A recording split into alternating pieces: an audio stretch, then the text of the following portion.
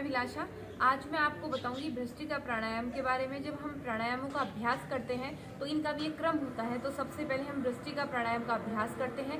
भ्रष्टिका प्राणायाम सर्दियों में अगर हम करते हैं तो हमें इसके ज़्यादा लाभ प्राप्त होते हैं, क्योंकि इससे शरीर के अंदर गर्मी उत्पन्न होती है, तो सर्दियों में बहुत अच्छा रहता है। अगर आप गर्मियों में इसका अभ्यास कर रहे हैं तो ध्यान रखने की बात यह है, भ्रष्टिका करने के तुरंत बाद में हमें शीतली प्राणायाम का अभ्यास करना चाहिए।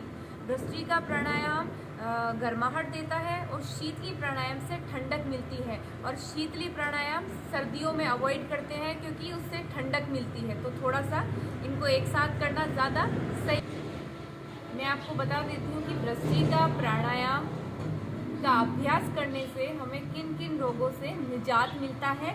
अस्थमा, अर्थराइटिस, डायबिटीज और कैंसर तक की घातक बीमारियों से हमें लाभ प्राप्त होता है।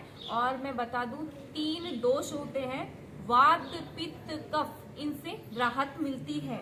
ब्लड प्रेशर जो है वो नियंत्रित होता है। वजन घटाने में भी सहायक होता है।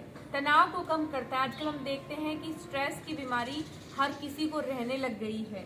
साथ ही श्वसन संबंधी समस्याओं से हमें राहत मिलती है और हमारे ये हार्ट के लिए बहुत अधिक लाभदायक है। अब मैं आपको बताती हूँ कि किन को ये भ्रष्टिका प्राणायाम का अभ्यास नहीं करना चाहिए, क्योंकि कई बार क्या होता है, अगर हमें ऐसी बीमारी है उसमें हम योगाभ्यास कर लेते हैं तो उससे हमें नुकसान होता है। तभी तो ये बात कही जाती है कि योग हमेशा प्रशिक्षक की निगरानी में करना चाहिए और डॉक्टर की सलाह से करना चाहिए। जो मेरी तरह स्वस्थ है वो तो सभी योगाभ्यास, योगिक क्रियाएं कर सकते हैं। अब मैं आपको सावधानियां बताती हूँ। उच्च रक्तचाप वाले व्यक्ति को नहीं करना चाहिए, मतलब जिनके हाई बीपी की समस्या रहती है। हृदय रोग वालों को भ्रष्टिका का अभ्यास नहीं करना चाहिए। और दूसरा, जिनके सर चकराता है, सर में चक्कर आते हैं, ब्रेन ट्यूमर है या फिर मोतियाबिंद की बीमारी है तो उनको नहीं करना चाहिए। साथ ही पेट में अल्सर की समस्या रहती है या पेचिस के मरीजों को भी भ्रष्टिका प्राणायाम नहीं करना चाहिए। तो थोड़ा सा आप ये ध्यान दीजिएगा कि किन को करना चाहिए। और सामान्य व्यक्ति को तो सभी को करना चाहिए, जिनके ये समस्याएं हैं जो मैंने अभी बताई उनको नहीं करना चाहिए। भ्रष्टिका प्राणायाम करने के लिए देख सकते हैं, सुखासन में मैं बैठी हुई हूँ, नीचे आसन लगा हुआ है, कमर गर्दन एकदम सीधी है, ध्यान आज्ञा चक्र पे केंद्रित रखना है। और इसका मैं आपको बताती हूँ अभ्यास आपको कैसे करना है। 5 सेकंड में आपको श्वास भरनी है और 5 सेकंड में धीरे धीरे श्वास को रिलीज करना है। जो मेरी तरह बिल्कुल ठीक है पूर्ण रूप से, वो इसका अभ्यास तीव्र गति से भी कर सकते हैं। बाकी इसका अभ्यास सामान्य गति से हमें करना चाहिए। आप देख सकते हैं सुखासन में इस तरीके से मैं बैठी हुई हूँ, हल्की सी ठुड्डी ऊपर की तरफ उठी हुई। और अब हम श्वास भरेंगे धीरे धीरे। जिस गति से श्वास को भरा है उसी गति से श्वास को धीरे धीरे छोड़ना है। आप भी करो साथ।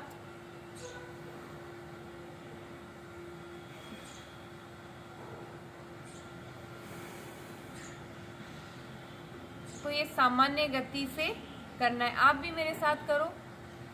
जो मेरी तरह बिल्कुल स्वस्थ है वो तेज गति से कर सकते हैं। देखिए,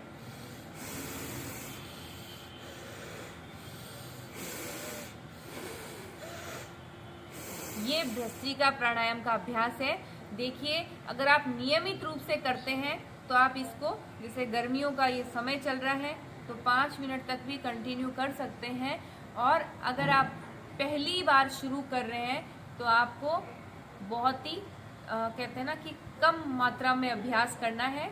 आप बस 5 बार लेवे, 5 बार छोड़ते हुए 5 बार आप ये क्रिया कर सकते हैं, 5 से 10 बार। जब आप करने लग जाएं तो आप ज़्यादा भी कर सकते हैं। अब देखिए, मैंने बताया कि भ्रष्टिका प्राणायाम शरीर में गर्माहट उत्पन्न करता है, तो इसके पश्चात हमें गर्मियों में ठीक इसके बाद में शीतली प्राणायाम का अभ्यास करना चाहिए। शीतली प्राणायाम के बारे में मैं अलग से पूरा एक वीडियो बनाऊंगी, लेकिन थोड़ा सा मैं आपको यहाँ पर संक्षिप्त में बता देती हूँ। शीतली प्राणायाम हमें ठंडक प्रदान करता है, गर्मियों में बहुत अधिक लाभदायक रहता है। दूसरा, जिनके पसीना बहुत ज़्यादा आता है, स्ट्रेस की समस्या है या गुस्सा बहुत ज़्यादा आता है, तो उनको शीतली प्राणायाम का अभ्यास करना चाहिए। गर्मियों में हम कहीं ऐसे स्थान पे जाते हैं जहाँ हमें प्यास लग रही हो, तो अगर हम इसका अभ्यास करते हैं तो एक बार के लिए प्यास भी बुझ जाती है। तो मैं आपको बता देती हूँ कि किस तरीके से इसका अभ्यास करना है। हमें अपनी जो जीभ है इसको ट्यूब की आकृति में ढालकर होठों से थोड़ा सा बाहर निकालना है। फिर हमें श्वास पूरा, जैसे जीभ है ट्यूब से, उसी से श्वास अपने भीतर भरना है। फिर थोड़ी देर हम रोक के रखेंगे और उसके पश्चात हमें रिलीज करना है। थोड़ी देर का मतलब ये है कि जितनी आपकी श्रद्धा है, जितनी आपकी कैपेसिटी है, आप जितनी देर श्वास रोक सकते हैं बस उतनी ही देर रोकना है। आपको किसी की देखा देखी नहीं करनी है। धीरे धीरे ये समय अपने आप बढ़ता चला जाएगा, आपको पता भी नहीं चलेगा। आप देख सकते हैं, आप भी मेरे साथ अभ्यास कीजिएगा।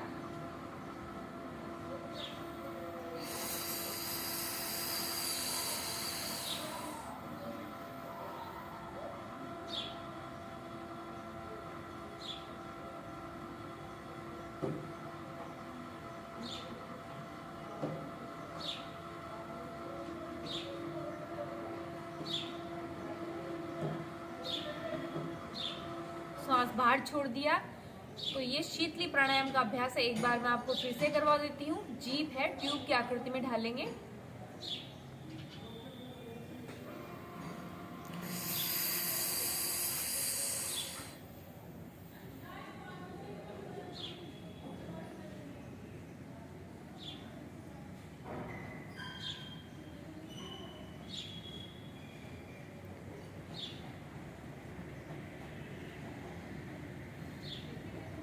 तो इस तरीके से भ्रष्टिका प्राणायाम के बाद में हमें शीतली प्राणायाम का अभ्यास करना चाहिए। और सर्दियों में शीतली प्राणायाम वैसे मोस्टली नहीं करा जाता है, और जो नियमित रूप से करते भी हैं तो उनको शीतली प्राणायाम करने के बाद में, सर्दियों की बात बता रही हूँ, शीतली प्राणायाम करने के बाद में भ्रष्टिका प्राणायाम आप कर लेंगे तो वापस टेम्परेचर है वो बैलेंस हो जाएगा। तो इस तरीके से मैंने आपको भ्रष्टिका प्राणायाम के लाभ बताए, सावधानियां बताई और साथ ही में शीतली प्राणायाम के बारे में भी बताया। तो आपको वीडियो कैसा लगा, लाइक शेयर कमेंट जरूर कीजिएगा।